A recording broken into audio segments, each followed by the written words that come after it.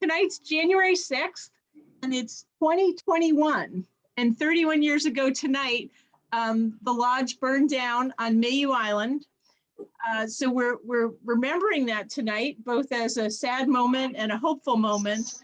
And we're going to kick off with a film made by Brian Gilmore. He put together video from the summer of 1990. So this is the new lodge.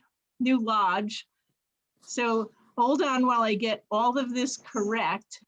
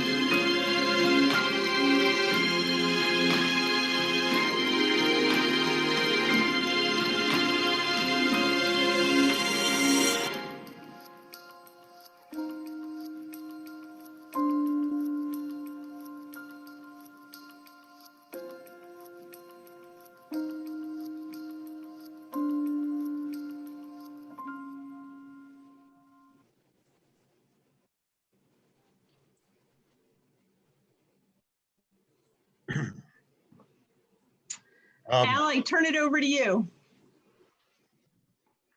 Okay, I hope, can people hear me all right? I am, Yes. thank you, Skip. It's great to see familiar faces, and what a great little film that Brian whipped up. Greetings to you, Brian, out in the state of Washington. Yes, I'm Al, if you don't know me. And you know, I did have the date wrong. I said to Monica, yes, this will be the 30th anniversary, and she and Jim informed me that it's actually the 31st. But I realized I'm 62 years old, so it's exactly half my lifetime ago, 31 years ago.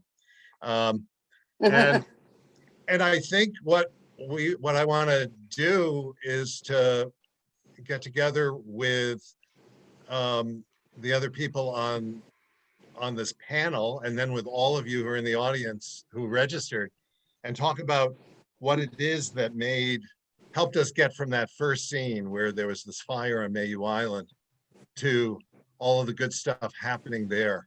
And it's so striking to see that building with unstained walls and bare ceilings, and seeing all those young men with counselors with really dark hair and black beards. It's a rush of nostalgia. And it's also seeing some people who, you know, I wish we're still there, and thinking about people who were really important at the time and live on in our hearts, but people like Owen Lindsay, after whom the lodge was named, Don McGaw, who is an incomparably wonderful human being in our lives. He was the director of maintenance and was so responsible for getting that building up. John Gemmel from Pasquaney, Jack Richards, the forever trustee. But it's great seeing the people who are here and everybody out there. And I'm gonna try not to name all of the ones that I'm excited about seeing. I will say too, it adds to my emotions, and probably a lot of our emotions, that today is a difficult day for this nation. And we did check in with each other, and we said, let's move forward. Let's talk about Mayhew, and let's draw from that history. And so we're going to move forward with that, and hope to lose ourselves a little bit in 1990 and what happened then. And as we, you know, in figuring out what lessons we draw going forward. The plan is for a bunch of us to talk a little bit about what happened and have a conversation. And then by about 6 o'clock, by about 7 o'clock, maybe sooner, we'll see. We're going to open it up to everybody, and you can just sort of unmute yourself and add your own recollections. We have a lot of people who were around at that point, and everybody's connected to Mayhew and they have questions about it. And the people who are joining me, I'm not sure how many made it on through Zoom, but I know we have Dave Bird, who was the program director and greatest counselor we ever had. Dave, you want to say hi so people can see you? Hi, everybody. We have Michelle Bowie and Skip Bowie checking in from Oklahoma. You want to say something, guys? Say hi. Hi, everyone. Hi, glad to see you all. Hi. Michelle, of course, was our longtime director of administration in the heart of the program, and Skip was always there when we needed him, including tonight to keep this the Zoom call going in your home.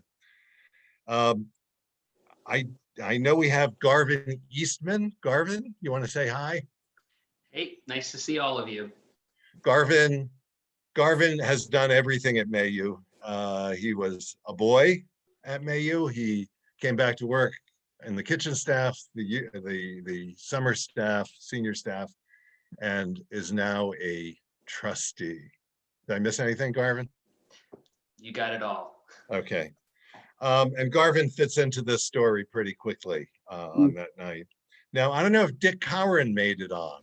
Dick, if you're here, could you say hi? I don't think so. Okay, Dick was a board member. No word from him, Monica. Okay. I thought he was on, actually. So I'm looking to see if he's here, but I'll keep looking, Al. You keep talking. Okay, Dick, if Dick is here, just shout out, Dick, and figure out how to unmute yourself. Dick was a board member, as the treasurer, and he was involved with every bit of the reconstruction. And then Brackley Shaw, is Brackley here? Brackley, no, not here. Brackley was our architect. I was going to recommend him to all of you because he's so reliable, but look, he blew it. Maybe Brackley will join us later. He was such a great partner in all of this. I want to say something about memory. Memory is really weird. I was recently on a Zoom call with friends who I went to high school with, and we remembered certain incidents very differently. I remembered one piece and my friend remembered another and the third remembered another. We were trying to piece together what was real. And one of us said, you know, when you think about things, it's kind of like a hard drive and you write over your memory. So when you tell a story to someone else about what happened, that becomes your memory. We're trying to now go back 31 years. And I think I know what happened from my perspective, but I know that Dave and Michelle and Skip and Garvin will remember other parts, and people like Mark Shevitz and Bob Larson who are on the call, and other people will remember other parts. So let's try to piece it together. And I'm going to start by saying it was January 6, 1990. It was a Saturday night. It was brutally cold after several brutally cold weeks. It was about 10 degrees, I think. And this is one of those things we could argue about. Somebody's going to say, no, it was 6 degrees. No, it was 12 degrees. I remember it being about 10 degrees and very windy. And I was living in Plymouth with my wife, Pat, and our children, Becky and Max, who were then 4 and about to turn 2. And I was actually baking bread, and the bread never got in the oven because I got a call from Sue Gelly, now Sue Karkek. And Sue lived on the shore behind Shackett's store. And the way I remember the call was, Al, this is Sue. I don't worry, but the island is on fire. For some reason, there you are. Is that what you said? I think You it can was unmute don't yourself. Panic. Don't panic. The island's on fire. The island's on fire. And I disregarded you, Sue. I panicked. I'm sorry, I did. So I throw on my clothes. I don't know if I said goodbye to my family. I drove from Plymouth, the 20 minutes from Plymouth down to the lake. And sure enough, as you kind of got within about 5 miles, there was this sickening orange glow in the sky. And I remember saying, oh, please let it be the Fact Shack. No one would miss the Fact Shack. Right. Of course, the Fact Shack ended up being spared. And I pulled into Browns Beach somewhere. I'm not sure where I parked. And the ice was extremely thick because it had been so cold. And again, as I remember it, I ran out on the ice and there were firefighters trying to drill through the ice so that they could run pumps. They were out there on their pickup trucks from all the different towns. And the first person I remember seeing was Garvin Eastman, along with Dick Cowan. Who just joined us, Al. Dick is now on. That's wonderful. I hope Dick is unmuted. And I'd like to think that we all hugged. I don't remember what we did. I kind of remember you crying, Garvin. Garvin, you want to step in and say what was going on and how you got out there? Yeah, sure. I'd be happy to. I do have to give a shout out to another person that I see. I see so many people. It's great. It's awesome to see so many faces of people that I worked with over the years. But one in particular caught my eye. He's not a Mayhew staff member, but he was actually an explorer with me on the Bristol Fire Department when this fire occurred. His name's Jason Evans. He's one of my long dear life friends. So it's great to see him on the call, and maybe he can join in a little bit and share some of the memories of the fire, because we fought it together. So yeah, I was 16 at the time. And as I was writing down my notes and trying to prepare for tonight, one of the things I thought about was that summer before, I'd actually worked to service the portable pump that was out on the island next to the fact shack. I was thinking about it. I'm like, that was that summer. I pulled that portable pump out of its old bin. I had cobwebs, and I don't know the last time it was serviced. And we started that thing up and connected it and got the hoses running and made sure it was working. And that was that summer. And I remember that because that was one of the first things that was going through my head as a firefighter heading to the scene was, I know where the portable pump is. I can get it out on the ice and we can get some water on the fire as soon as possible. So a couple things I just wrote down, Al, same as you. I remember that night being one of the coldest, windiest nights of the winter. It was frigid. And just like you, I was headed to the scene of the fire. It was toned out as a structure fire on Mayhew Island. That's how it came across on the pager when I first heard about the fire. And I just thought, oh my God, a structure fire on Mayhew Island. I didn't have any idea what I was going to find. But like you, Al, approaching the scene of the fire down West Shore Road, all I could see is this horrific orange glow in the sky. And I just thought, no, we're gonna, I didn't know how many buildings were involved and how bad it was gonna be.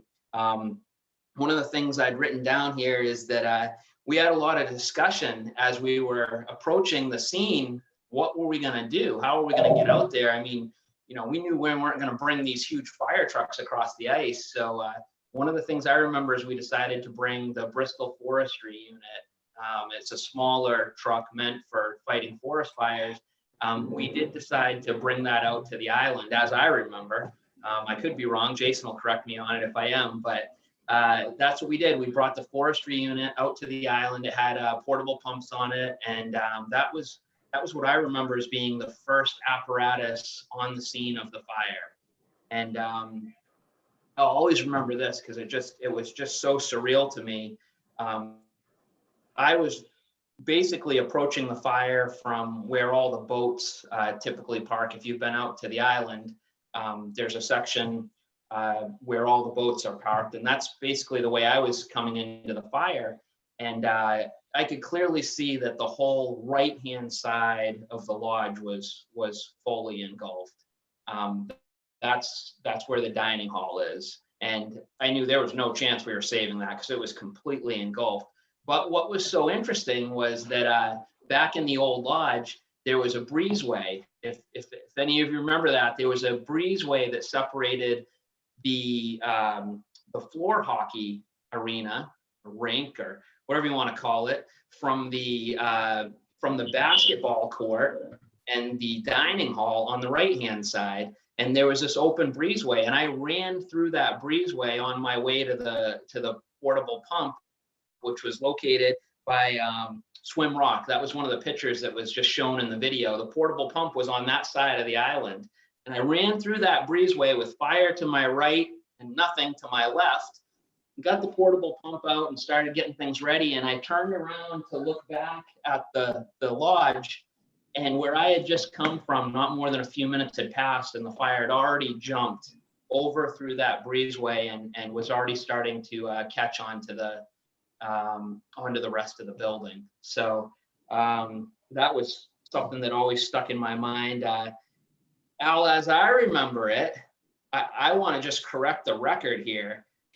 I was focused on putting the fire out, and I was not crying until arrives Al Cantor on the scene, and he comes running over to me and gives me a great big hug, and we did embrace, and that's when the tears started to flow, because it was pretty emotional. I mean, I knew how much love and work Al had put into the program. And of course, I'd been involved with Mayhew at that time for 6 years. I'd gone to the program, started as a boy there when I was 10. And there were a lot of personal memories for me with that building. I mean, one of the things that I remember thinking about as I was trying to get the pump ready is that the cabins, you know, each summer, each session, each cabin group makes a plaque. And we put a lot of time and effort into those plaques. And as a boy, I was very proud of the plaques. You know, these plaques get hung up on the ceiling of the dining hall. And all I could think about as I was trying to get the pump ready was all those plaques from all those years that people had put so much time and effort into were gone. And that was another one of the things I've written down just as a memory. So I remember seeing Dick Cowan there on the island as well. I think we probably gave each other a hug too. He was a volunteer firefighter with the Hebron Fire Department. And so we were both in fire gear and just working to put out the fire. And yeah, that's you know, Garv, we always said, and I remember having this conversation with Mark Shevitz and Shai, I hope you're on the call now, but we always said the one thing we could never, we probably couldn't survive was if the lodge burned. And Mark, to his credit, every summer took pictures of those plaques. yeah. And those pictures are still hanging in the new Mayhew Dining Hall. And I always thought he was an alarmist and, you know, what's going to happen. But he was right about the photos and he and I were wrong. We were able to rebuild. Alexa, cancel. All right. So One more thing I wanted to just mention, because I think we had, I remember some sort of quick discussion with you about what are we going to do? You know, obviously we didn't have time to get into a big think session on it, but I remember just thinking and saying, what are we going to do? And another one of the things that stood out in my mind as I was thinking about this was I had no doubt whatsoever that night as I was watching the lodge burn that we were going to rebuild and go on and Mayhew would be back. So it was interesting. It was almost like a source of pride for me as I was remembering back, like we knew there was so much caring, so many people who wanted to make sure that this didn't break Mayhew, that I had no doubt. And you made it happen. You and a lot of people on this program tonight. So thank you. well, Garvin, thank you. And it really was, you know, hundreds of people who were involved in getting us from that moment where you and Dick and I were trying to console each other. I never heard that story about you running through the breezeway, by the way. That's very telegenic. I wish we had video of that.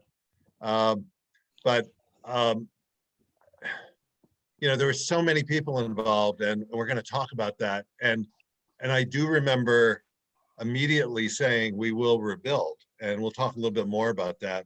I wasn't sure we would. You had a lot more faith in me and in Mayhew than I did.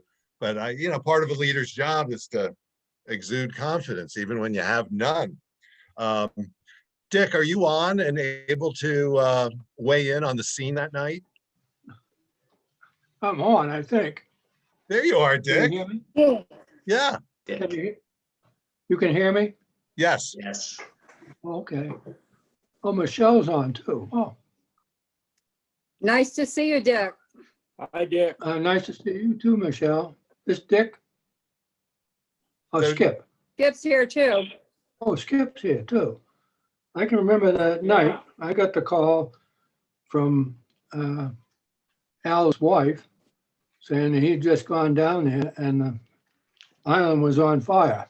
And so I went over to the fire station, grabbed my gear and went down. And I can remember them out there trying to get a hole in the ice, which was a lot deeper than the chainsaw would go. So they had to cut the hole as best they could and then chop the rest till they get a portable pump in there. And I can remember Skip helping me, or I helping him, however it was, try and save the generator shack because that was so close to it. We didn't want the generators to go. And then it got into the trees and whatnot. And I can also remember Michelle, Gavin, and myself kind of hugging each other, doing a lot of crying, very emotional. Still is to this day. And I can remember I think it is for everyone. one man I can remember very well saying, what do we got to do to rebuild this thing? And I think you all know who that was. He's no longer with us. Owen, I'm sorry. Owen, Yeah, it was Oh, Owen yeah. Lindsay. Oh, absolutely. I can Dick, also I remember, remember. Dick, Go I ahead. have a memory of you that night, Dick, going down a little bit beyond the boat landings, and there was a tree on fire, and you stamping, it was like, it was on fire like 4 feet off the ground, and you kicking it dead. I don't remember that one, but I can remember putting water on the generator shack. Yeah, and on the fact shack, not that it was worth very much, but you saved the fact shack. And the heat was so hot Yeah. blowing from the north. You could stand just a couple feet away from the building on the north side and it was not hot.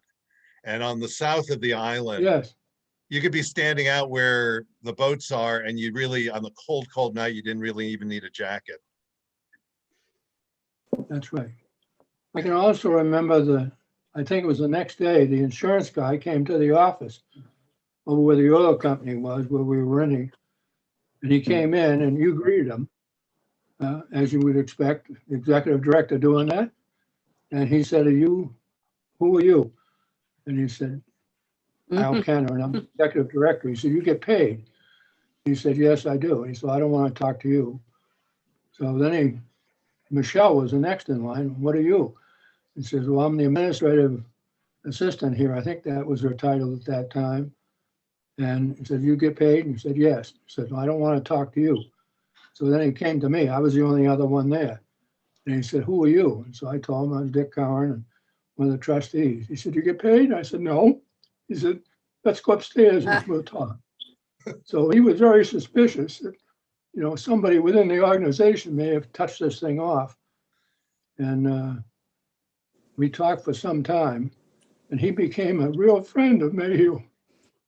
I Yeah. can remember him going down, using his trailer to drag one of the Amesbury dories back from Massachusetts with us. Yeah. And he became a friend. I'm trying to remember, Dick, it's so great seeing you. It's been a long time. Michelle and Skip, you were out there that night too. What are your memories? Well, when we got the phone call, back then I had an old Ranger pickup truck, 4x4. And we got down to Browns Beach, and obviously they weren't going to take a fire truck out on the ice, even though it was thick. It wouldn't do it. And I remember helping them put the portable pumps in the back of my pickup truck and taking as many firemen as I could in the back safely. We drove out. Of course, I've been on the ice quite a bit, ice fishing with my vehicle. And I drove out to the North Beach. And that's where we unloaded 2 or 3 pumps, whatever the pickup would take, and got them off. And by that time, the lodge was fully engulfed. I mean, there was no saving it. And they got the pumps going, but by the time the pumps are going, they could only save the other buildings. They couldn't, the lodge was gone.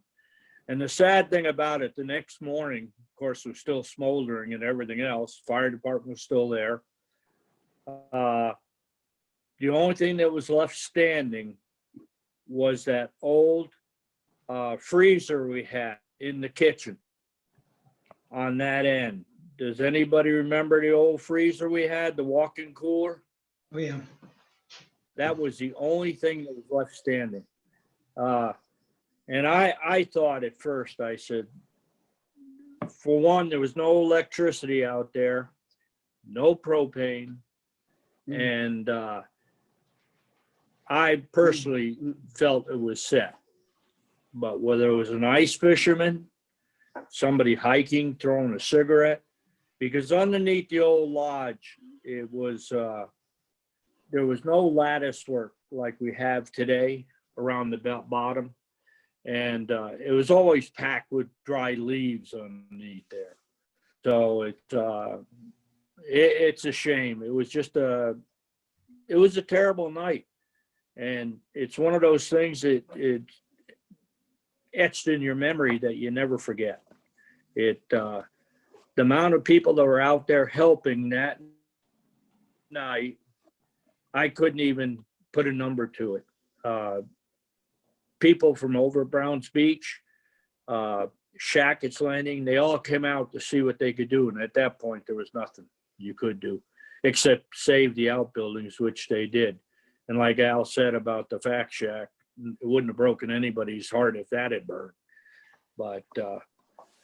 But Michelle and I were both out there that night. And the next day, it was a terrible night, needless to say.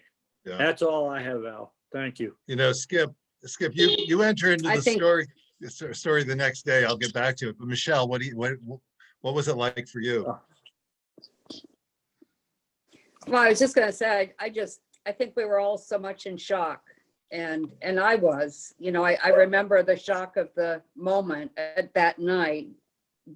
Then I have, more memories of the next day and the days and weeks and months that followed, and how everybody just came together. And I think all of us, in the office anyway, you and I, Al and Dave, would remember I don't remember who it was, but one of the Mayhew mothers, and maybe probably your son too, set up a can in the local market to gather money for Mayhew and bringing that in, that just those kind of touching moments, I think, is what really got us through. Yeah, because gosh, I wish we had all night. And we want to bring other people in, but maybe we can move kind of from the fire to the rebuilding, because Dave Bird, you remember, there was a kid in Dover who stood holding a can, collecting coins and sending it in. Do you remember that story? Scott was his name. I can't remember really anything else beyond that. Yeah, he brought us a can of change that he had raised himself Yeah. to put towards building a new lodge. Go ahead, Dave. Well, I do want to mention that I was also a recipient of the Paul Revere action of Sue Gelly. And at the time, I just happened to be on the phone with Brian Gilmore. So he somewhat experienced this also when the operator came in and said, you have an emergency call. Will you take it? And she relayed to me about what she said to you. The island's on fire. And I got off the phone or talked to Brian, said the island's on fire, and left the same way. Wow. So Dave, In terms of the night, this is Susan. what was that? This is Susan. What you might not know is, of course, that was before call waiting. So Yeah. to call the operator and said, I need to have you break in. It's an emergency call. And they said, what's the call? And I had to come up with something good so they'd break in. So I said, his house is on fire. And they Oh. said, Is Almost he in through it? at that time in my life. yeah, but they said, is he in it? So you might not know this, but you were a second homeowner. I said, no, it's his summer house. That's a story I didn't know, Sue. That's Yeah. brilliant. That's You know, Me either. I remember waking up the next morning. Well, actually, I remember at night, Sue, I came to your cottage, Yep. and it was like 10:30 at night, and I called WMUR TV and I reported the fire so it would get on the news. So all of a sudden I was thinking, we got to get some action going here. And they did report it, and some people knew about it, but those were the days before we all had video cameras in our pockets. So there was no Right. video footage of it or anything like that. But I remember the next morning I woke up in Plymouth and I honestly thought maybe it was a bad dream. And I went downstairs and I smelled my clothes and they were all smoky. And I went into the office on Mayhew Turnpike, our old office there, and get Dave. I think you were there, Dave, Michelle, Dick. I remember calling Owen Lindsay, who was, pretty much the founder of the modern Mayhew. And Owen was living in Pennsylvania. This is the story that Dick referenced. And I said, Owen, you have to understand, earlier that year that summer before, we had named the old lodge the Owen Lindsay Lodge after him in honor of his lifetime commitment to us. I said, Owen, the lodge burned. And Owen was then about, I don't know, 83 or so. And he said, oh my, well, what are we going to do about it? And, what are we going to do to build the new one up? And that was kind of the moment when we kind of dusted ourselves off. And one of the things I remember as the calls were coming in, these were the days before emails and, there was just phone calls and people visiting, and we're trying to figure out how to get, a new architectural design, how to get things out. These are all things. I was 31 years old. I had no idea what I was doing. But one thing I do remember from that day, and this goes back to you, Skip and Michelle, was imagining having to raise hundreds of thousands of dollars in a hurry and walking out to my car, which is this little red Escort, Ford Escort that barely ran, and going in at the end of this hellacious Sunday, the day after the fire. And there was an envelope on my seat, and in it was a check signed by Skip Bowie. And it was the first donation. This is where I'm going to lose it. And I think I remember in the memo line, it said something like, we'll do it. And we got many, many more checks, and there were more zeros and commas attached to them. But that was the one that was the first and the most important to me, Skip. So thank you. Thank you. Thank you. And it was from Michelle too, but it was signed by Skip and in his handwriting. Yeah, he didn't even tell me that was his first reaction about, we have to get going on this. Yeah. And we did. Operation Phoenix. There was a thought, there's a Dick again. Go ahead, Dick. Just one thought. Al probably remembers the boy from Lebanon that you had to throw off the island. He was working in the kitchen and he decided he was going to be the boss there. And so you had some words with him, and he took off with one of the boats that night. And I can remember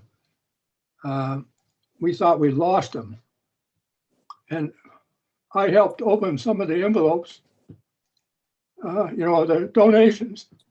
And we got one from him for $15 from Ohio. I remember he moved out with his father out there. He was working. He was a senior in high school. And he said he saw it on one of the news media, CNN or something. And he said he hoped the $15 would help out to see the building rebuilt. And that was like somebody giving us $15,000 or $20,000. It was just a heartbreaking thing that we didn't lose them. Yeah. So the Mayhew program pays off. Excuse me for being emotional, but it really does. I can remember that so well. Yeah, I remember his name. His name was Jim. Yeah, you probably, yeah. And I remember working, we sent out an appeal letter that next week that it didn't say Dear Mary, Dear Joe, it just said Dear Friend.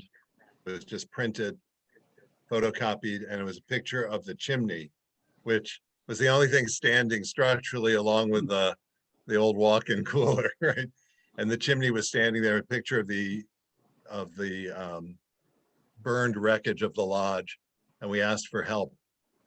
And within about 8 weeks, we had received, as I remember it, Michelle and Dick, you'll have to correct my memory, it was over $200,000 by the time we were done. The New Yeah. Hampshire Charitable Foundation, the woman who was in charge of grant making always scared me terribly. She called me that morning. She said, "What can we do for you?" And I think they gave us $50,000. And it was just an outpouring. And that fellow from the insurance company came through. He did, Dick, and we, you know, and we got a decent insurance settlement. It wouldn't have been enough for the building, but with the donations, we were able to build the new building. And Brackley was the one who designed the building. I don't think Brackley's on. Did Brackley ever make it? I'm Brackley, sorry? did Brackley Shaw come onto the phone, onto the video call? I don't think so. But Brackley stopped by the office a couple days after the fire, and I think he said something like, "I don't want to sound like I'm an insurance, you know, like I'm a ambulance chaser here, but I know you have a project. I'm an architect, I'm local." He basically said, "I'm good, I'm local, you can trust me, and I'm cheap." And he was all of those things. He was also excellent in capturing the essence of the old lodge and the flavor of the old lodge while actually creating a building that was vastly more usable than the old lodge in terms of the space. But we had to get the stuff off the island. We had to get the wreckage off the island, and then we had to get materials brought on the island. So Brackley's designing like crazy, and Dick and I are approving things like a couple of madmen, right? You know a lot more about this stuff than I did, but neither of us has ever built a 7,000 square foot building on an island in the winter. And R.P. Williams, the big lumber supplier in town, got all the materials, and they were bringing out the ceiling joists. Is that what they're called? What are those roof struts? Trusses. The trusses. Trusses. Thank you, Skip. And the trusses were hauled out, and the plywood was hauled out, and it was all driven over the ice. And then they started, and meanwhile they started digging for the 144 sonotubes, the cement, Mhm. the cement pillars that the building would rest on. And they were out there in this freezing cold weather with a backhoe, 2 backhoes going, or front loaders, one of them on the shore getting filled with cement in the front and the other on the island. And they're going back and forth over the ice, and guys shoveling the wet cement in the incredibly cold winter weather. It was pretty heroic what they were doing. I couldn't believe it was happening.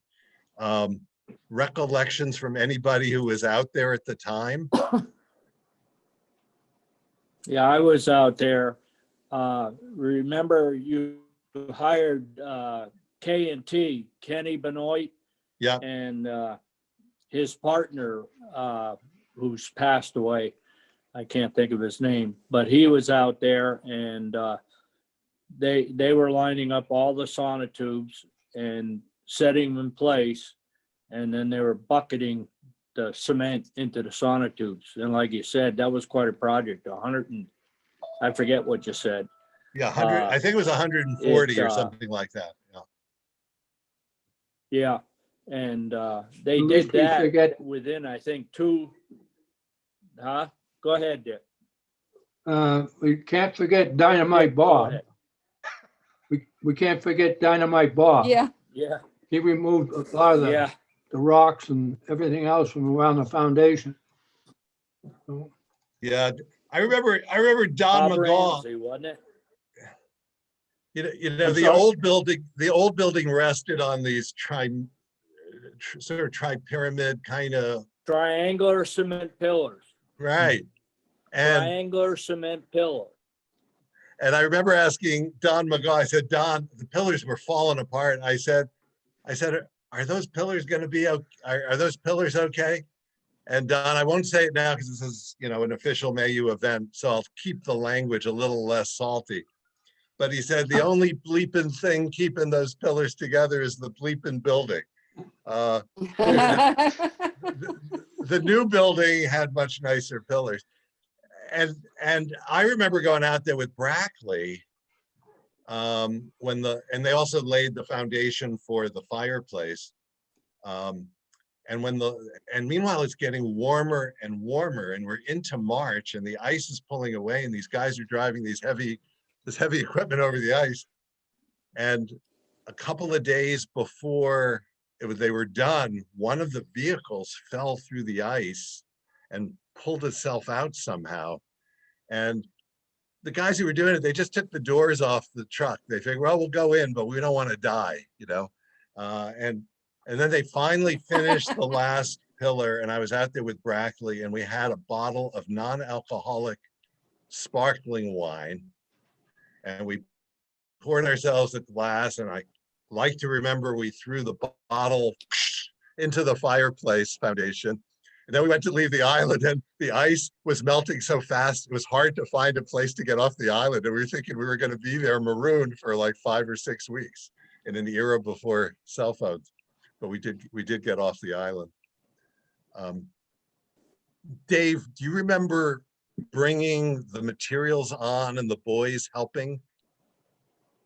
Yeah, there was a whole lot of that. I was going to mention earlier when we were talking about Dynamite Bob and just other people who helped in ways that were not necessarily financial, but the time that was spent it just all blurred together. And that was in between us actually operating the program. We still had to go find boys. You had to still hire staff. I was just checking with Jim earlier. I think he made it out there in the early stages of the lodge. Just on an interview, said, so come look at where you might want to work. And there was just this big aircraft carrier platform, I think. Of course, it all blends together. Yeah, and strangely and wonderfully, we recruited an incredible group of summer staff members that year. It was Jim and Ben Wilworth and Ari Richter, who just ended a term as president of the board of trustees. It was a great staff. I remember being very tired by the end of that summer, Dave. How about you? You mean as opposed to the ones you weren't tired after? Yeah. But I remember driving, there was a guy we called Cowboy. I never knew his name, but he worked for R.P. Williams, the something the about lumber the company. lift with the fork on it. Yeah. So we had one pontoon boat. It was the old Mayhew Island Belle, which had been given to us by Owen Lindsay. It was not exactly a barge. It was a pretty fragile fiberglass hulled boat. But that was how we got all of the wood over, other than like the plywood and the roof trusses that came over in the winter. So it was countless trips with the Belle. And Cowboy would be sitting in this huge truck at the West Shore Marina with pallets and pallets of the materials. And he would just sort of sit there hanging out. And about every 90 minutes, we'd return for another load because it took us a while to get all the wood off on the island. We have to go back, and we'd have boys and volunteers carrying the wood. And to save time and to show off, he would always use the hydraulic lift, and the pallet would be hanging right over our heads. We're coming in there in the waves, and we'd be coming in. I'm thinking, if there's a hole in that hydraulic tube, we're all dead. We're all dead. You remember that, Jay? Yeah. And he just lower it right down and slide it off. I think he was trying to see how fast he could do it. I think so. It was like he got so bored waiting for us for 90 minutes or 2 hours that then he tried to do the loading 20 seconds quicker or something. Yeah. But he was very good, and none of us died. Yeah. So we got the island built. We got the water connected. I remember the hardest part was the kitchen, and that was the most expensive part, as I remember. The only part that was like over budget, because the rest of the building was just like an open stud building, and the kitchen we had to actually finish and get equipment for. And the water was smoky at the beginning. I remember we had graduation weekend. The water was kind of they hadn't quite gotten all the kinks out. But I remember when we had boys out on the island in early, like June 15th for graduation, and it was a remarkable feeling. So Dave, others, memories of the rebuilding process, and then we'll open it up to everybody. I do have one more thought, not so much about the building process, but after that, that summer in particular, we were all energized. Like Al said, there was a great staff out there, but because we no longer had the shielding trees from the nearby shore, we had considerably more trouble with those kids who might decide they like to just get off. There were a few kids that would run down the trail if they were trying to get away. We have good stories about that. That's one of the stronger memories for me, of course, because the summer flavor was different because the lodge and the environment was different. I believe that was most of it. And it was so devastated on the south side of the lodge. You know, it was incredible to me how things grew back. And a couple of years later, there were these enormous blueberry bushes, which I guess are the first opportunistic plant that grows in there. We had the best blueberries for years right there, but things grew back and you would never know looking at it now. And you'd never know looking in the ceiling of the dining hall with all the wonderful plaques that are there. Other thoughts from Garvin and Skip, Michelle, Dave, Dick? The only thing after the fire, Al, we had a terrible problem with the water. Remember that? And we had to have it tested and everything. And they assumed it was from the shingles on the old lodge that seeped into the soil. Yeah, That took a long time to clear up. I do remember that there were water problems. Still are, but I think it's got worked out now. Yeah. Now Mayhew Island has town of Bristol water pumped to it. So, you know, go figure, right? Right in the middle of the lake. Yeah. Yeah. So I think I'd like to maybe open it up to other people who were involved with the program then, came then, or have questions. And you could unmute yourself and, you know, say what's on your mind. Anybody? So I have a quick question for Dave. In that video, David, there seemed to be like work hour was maybe the kids were hauling like burnt wood and construction materials. Was how many years of work hour did the lodge provide? Oh, well, that's a good question. It was several. I wasn't really keeping track, but there were several years. It wasn't all done in one set. We had a lot of dead trees that, you know, had to be taken down by professional loggers. And then there was wood splitting. There were years of wood splitting. It's not an advisable way to cure logs for a fireplace or a wood stove, but killing trees standing there with a very hot blaze made really good firewood. But yeah, we had to cut all those trees down to make room for new trees, and the kids were hauling and splitting. Yeah, I think, as you say, Dave, it all blends together.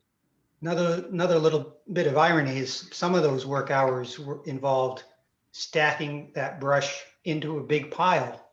And then we still went out there and burnt those piles later. In the winter, surrounded by lawn smoke. Because in the winter, what could happen, right? Yeah. Right. Well, I used to have hair, so that's what can happen. Al, I have a comment.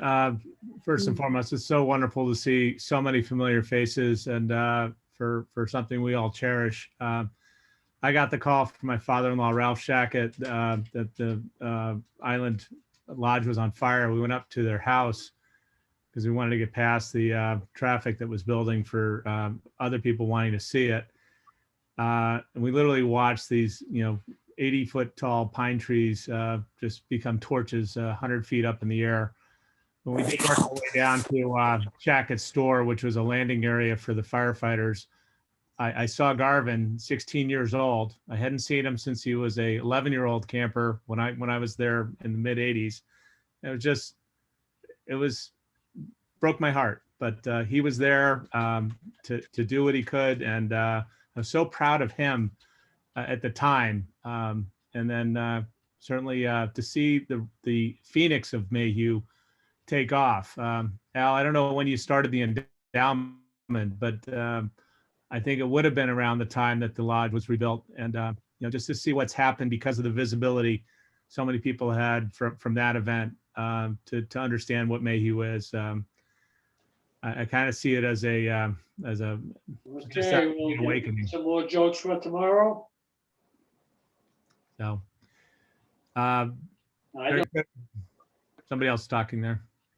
Okay, he seems muted now, so go ahead, Tom.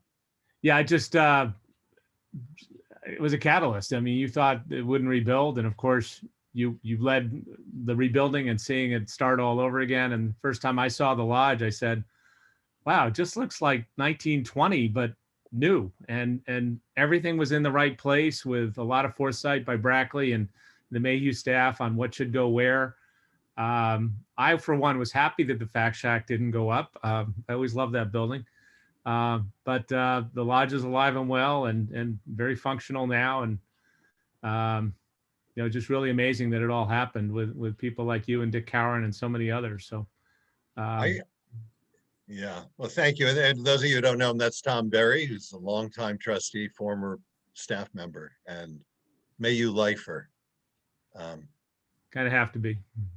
Yeah, I inwardly, like a lot of leaders, I'm a consultant now and I work with a lot of CEOs, and you always have to pretend that you know where you're going and you have to exude confidence. So I tried to exude confidence, but inwardly I was terrorized, and I was very young, and it was people like Dick who offered the support I needed, and great staff, Dave and Michelle and everybody else, Mark Shevitz, everybody. I think I got a note that Brackley Shaw's on the line. We think. Brackley, if you're there, could you show yourself? He's the architect. He's squirrely, Monica. I guess not. Yeah, we had started a major endowment drive in the late 1980s, and it was suspended by the fire. We went into an emergency capital drive, and then we reconnected. But the endowment drive got us talking about pretty large gifts with people, and I think that did help us. But Al, I could speak a little on that. hello, Dick Beyer, trustee emeritus, former treasurer.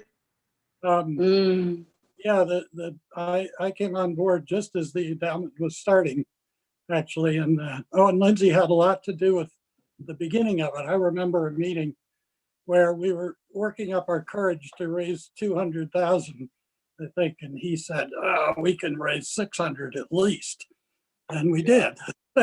Yeah. To begin it. But the other memory of the fire is that we overshot with the generosity of the community and insurance, and we ended up coming out, I think, about 100,000 ahead of what we needed to build the building, and that was added to the endowment as a building endowment. Yeah, you're right. To take care of the building.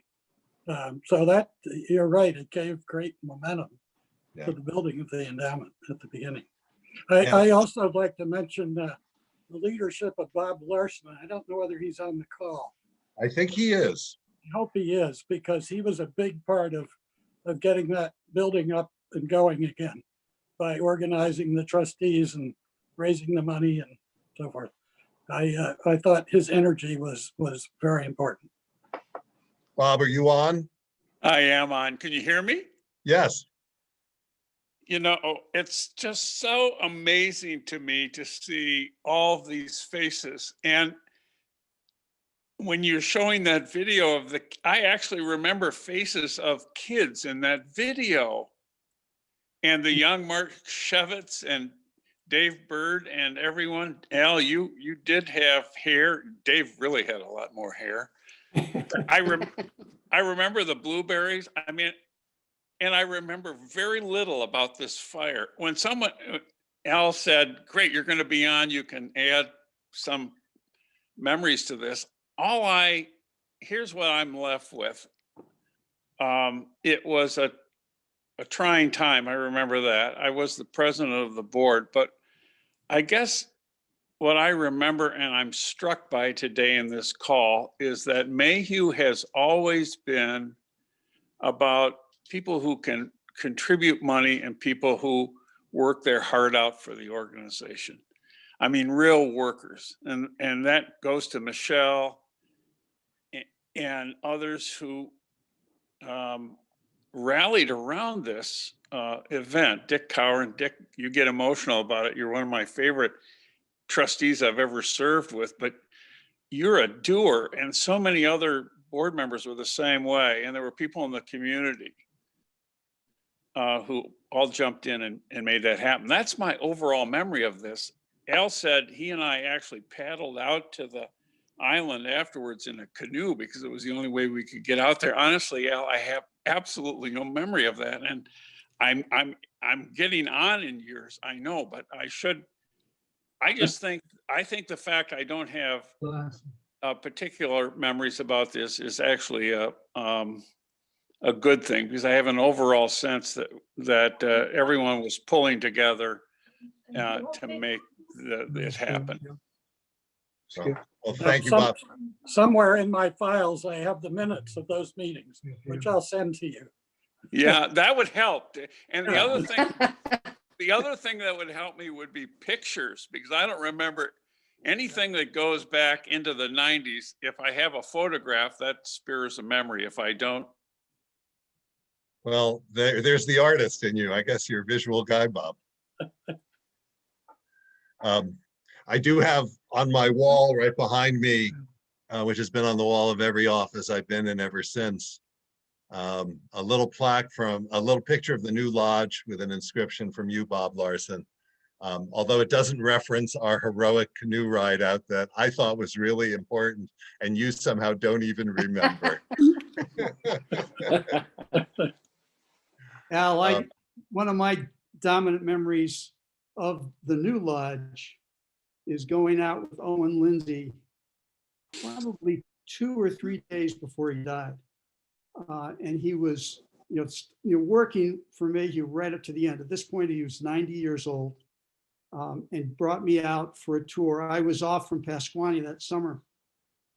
And now, Al, what was your last year as director?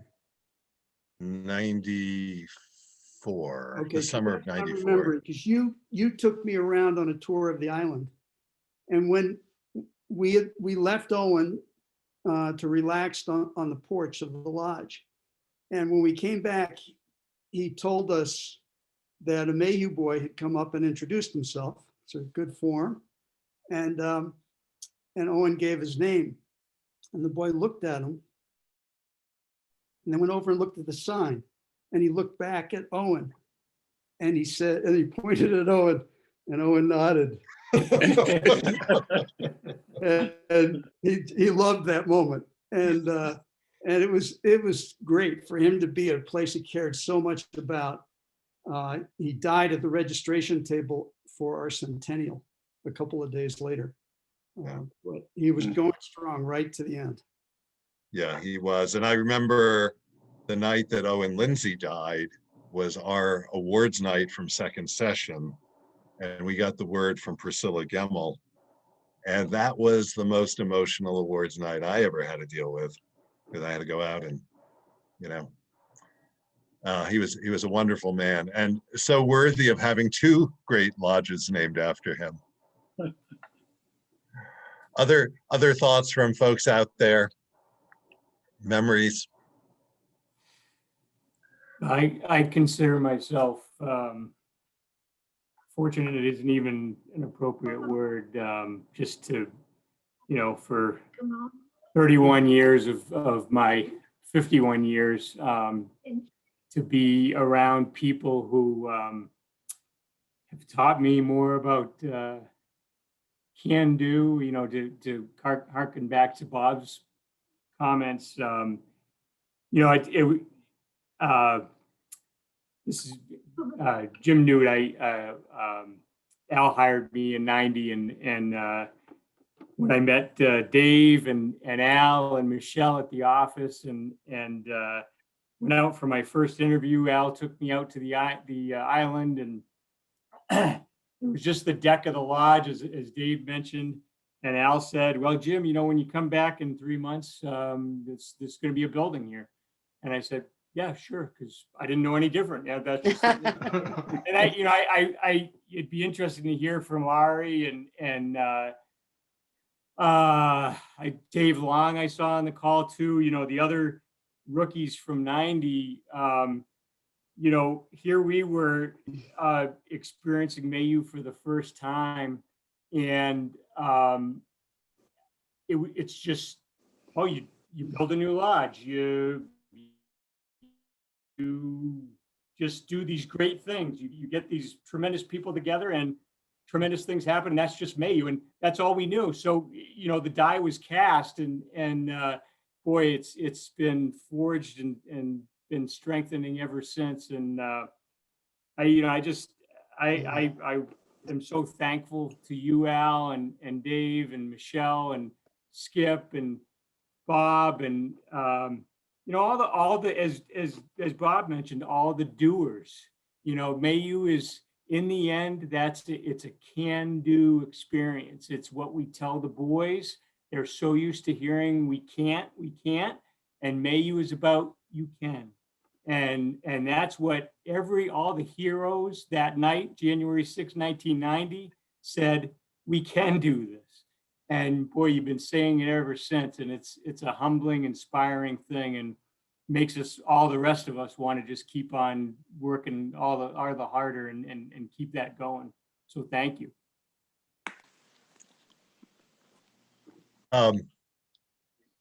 I'd like to say two things about the design of the building. One was, we decided to make it a really nice building.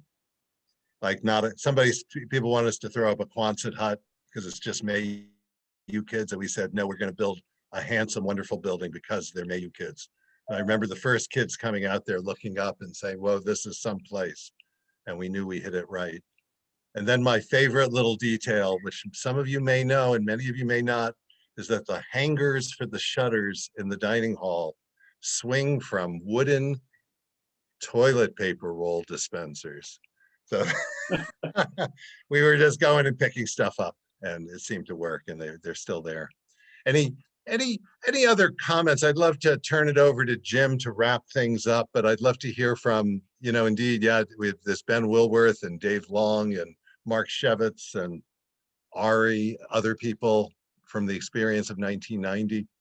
This is Scott Hunter, Al. I'd like to say something. Yeah. Hello, Chief. Hello, Chief Hunter. It is so good to see you, and you look exactly the same. My God.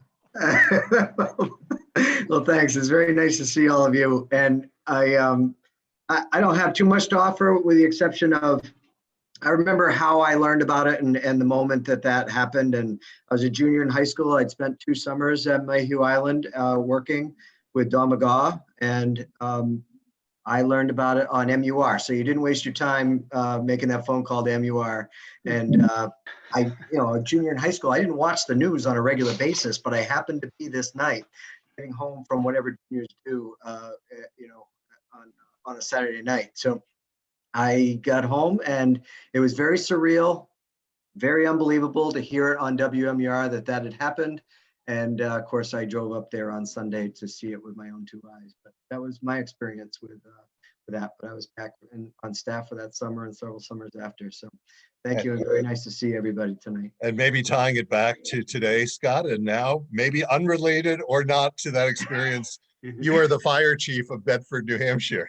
That's true. Yes. Yeah. I don't know if it was a pivotal moment in my life or not, but when I was 32, I started becoming a firefighter, and here I am today. Yeah. Great Thanks, seeing Al. you.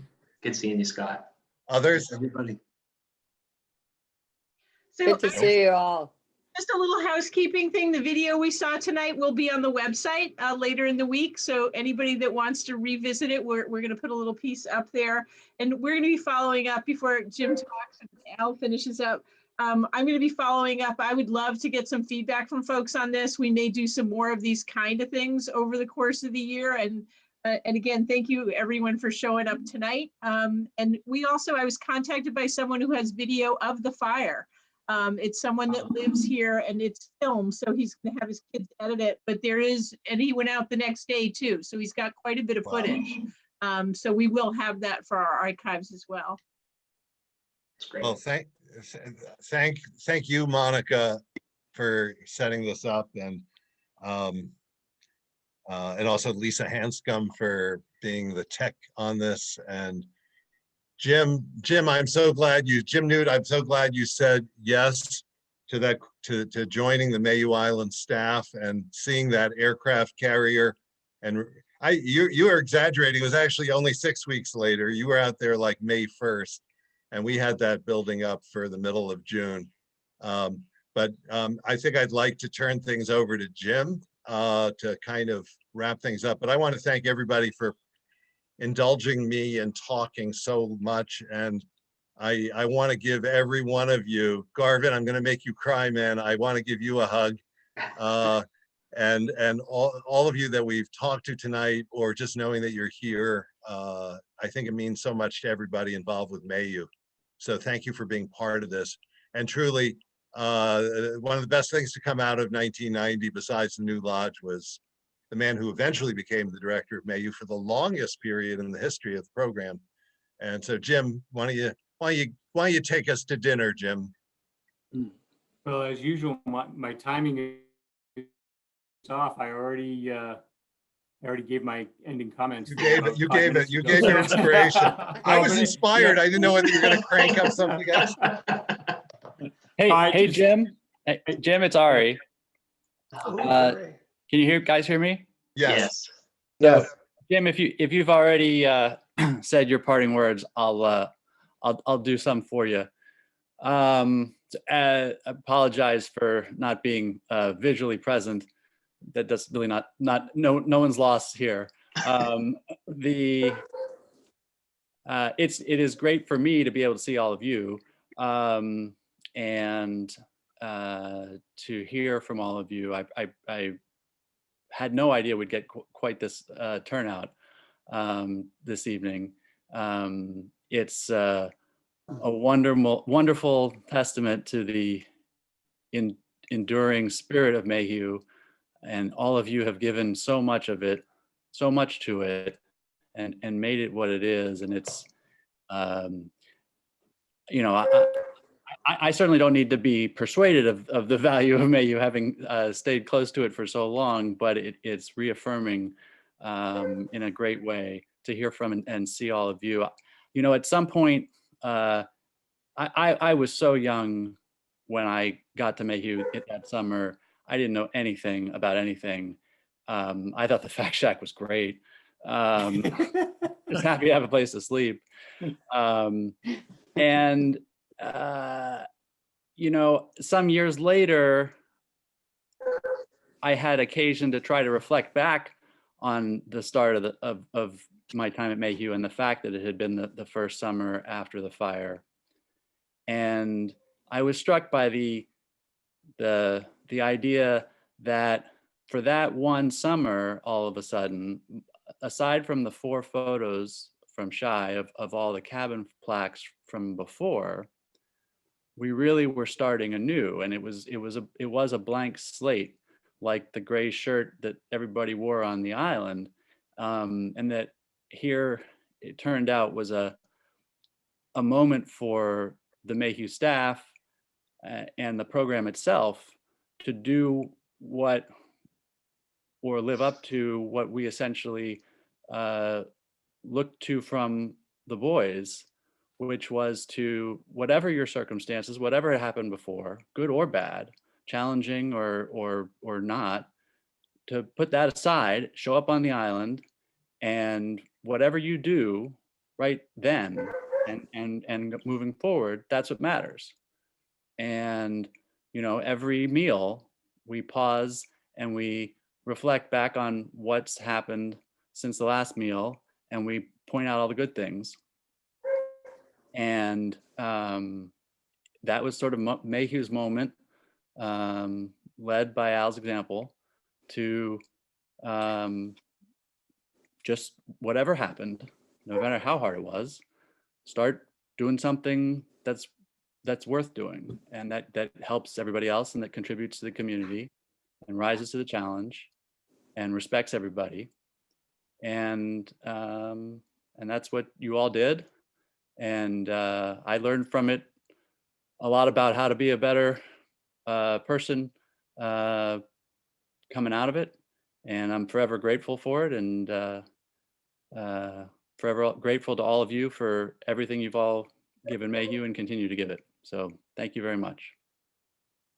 Amen. Well said, Ari. Well, I think you said it all, Ari, and I won't even joke that you've never looked better.